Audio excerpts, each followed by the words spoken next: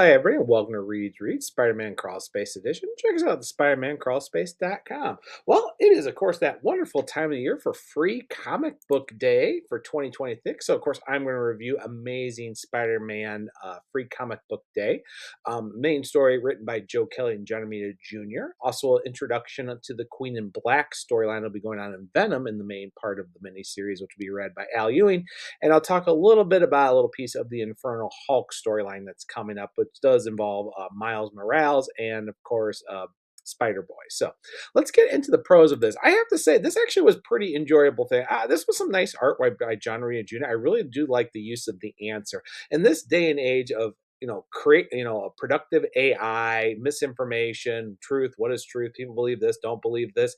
A character like the answer really would have this kind of conflict and everything. I really do like how that is used. There's also a great way to finally bring back in Jay Jonas's Threats and Menaces podcast, and the fact that he's trying to get more truth out there, which is very interesting considering all the years he would do the slander against Spider-Man in the Daily Bugle.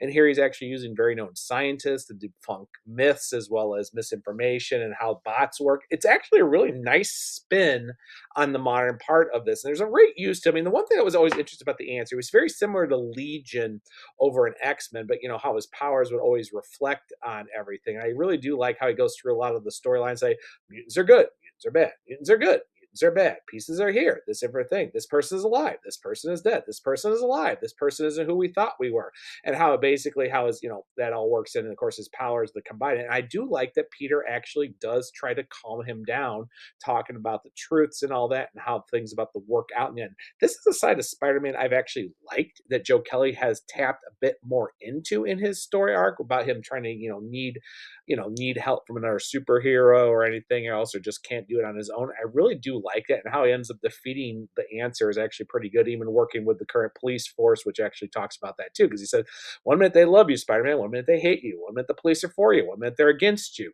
It is going through the different story arcs, and actually, believe it or not, I'll give Joe Kelly props for doing this. This actually is an enjoyable story. But where do the cons see it in the free comic book? Well, number one, we do see Hello, Mr. Kane, the cousin and everything, the fact that he has a 99.89 parental match to this. So this really does go into who is Kane's, what is the first cousin to Peter Parker. Is he from Ben Parker from a previous relationship? Has it something to do with Richard Parker?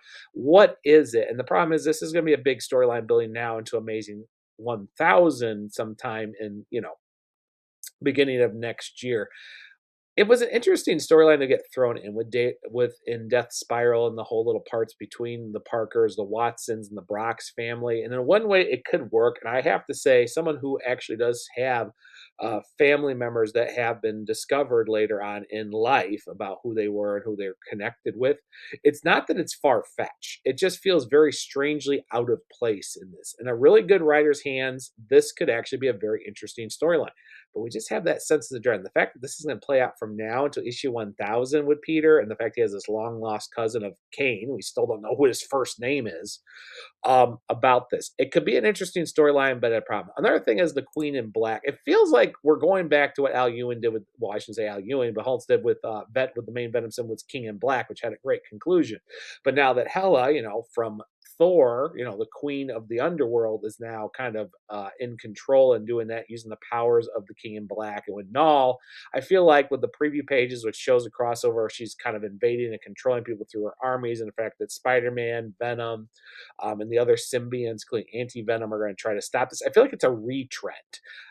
After everything happened with King in Black and then Venom War, there was a lot of pieces. So that was a big storyline to do it. The fact that they brought Null back and he's kind of been doing this little piece to try to get back his powers, and Hela has kind of taken the Queen in Black powers to kind of spread across Earth and the universe. I get it. And they even explain the reason why she targets Earth because of Midgar and Thor. So it all connects in that universe, in that world. So we see why that is, but I feel like we're retraining the storyline. And of course, we get the biggest part, which actually leads to why this issue is a B, in my opinion.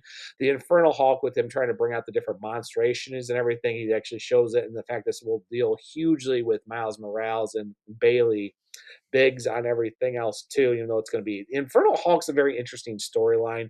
It doesn't quite work what they did with the Immortal Hulk and the pieces here, but I see why they connected all these storylines to it. But I have no interest in that part of the story. While the Queen in Black, I do kind of have interest into with the story. So I actually have to say this gets a B from me. I liked it much better than last year's Free Comic Book Day Amazing Spider-Man, and 3 times as much as the 2024 storyline was with Ben Riley and everything. So this actually is not a bad issue. The story with the answer is actually very good. Great artwork and actually brings up a lot of wonderful information. Actually does a good use of J. Jonah Jameson in the storyline, as well as the whole threats and menaces and what's truth and what is not, what is slander. When are you doing the media? When are you doing it for your own money and power?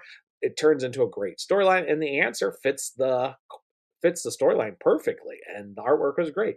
And I've got interest in the Queen in Black storyline. It's this fact is we have more with the long lost cousin, and over here the nod at both Miles Morales and Bailey are going to be involved in the Infernal Hulk storyline. That's where we kind of lose the issue. Otherwise, it's a B. It was not bad. Well, that note, everybody, speaking of which, I'm going to call it. So definitely check us out on our various media forms, from Discord to SpidermanCrawlspace.com to our YouTube channel to Instagram and more. And for more information, everybody, of course, check us out, the Spider-Man Crawl Space. And on that note, everybody, I'll see everybody in a week for the next amazing Spider-Man review on the Crawl Space. Well, hi.